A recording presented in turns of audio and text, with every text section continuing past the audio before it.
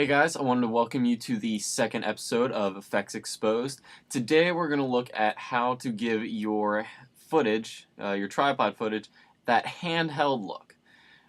This can be especially helpful, especially if you're doing like really intensive effects, especially when you don't want to have to worry about motion tracking, because if you have to motion track a shot, it can end up ruining the entire shot if you can't get the tracking right. So easiest thing to do is take your footage on a tripod like I did and add your effects like me getting punched in the face by the wall and kicked in the crotch right there. Yeah, that was fun. But what we're going to do, we won't be using the wiggler. The problem with the wiggle effect in After Effects is it's too random. It doesn't look like handheld, it just looks like the camera's randomly shaking. I'm going to drag down this footage, and this footage, basically, I just taped two X's onto my wall, and I set it a little bit of a distance away, and kind of just held the camera as steady as I could, but you'll still see there's still little bits of camera shaking there, and that's what we want.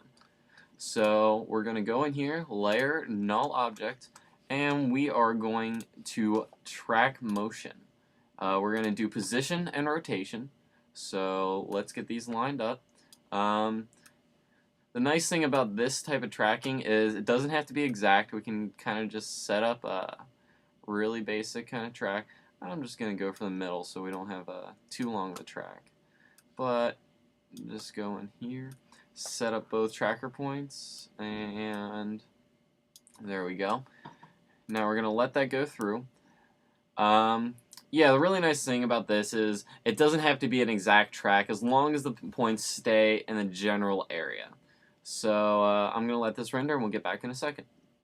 Okay, now that the tracking is done, what we're going to do is we're going to go down here.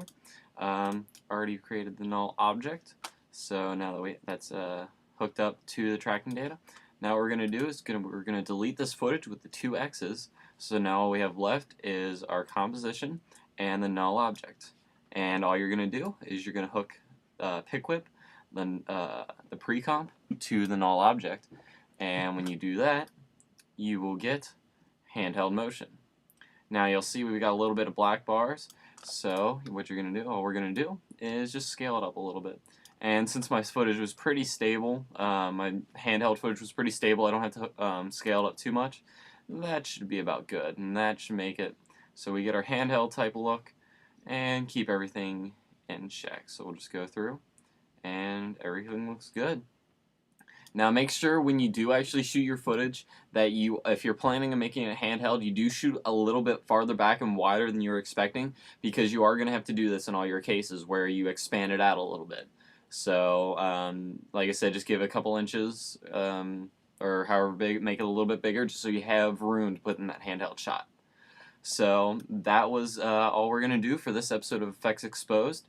Make sure you hit the subscribe button up above, and let's go to the title card.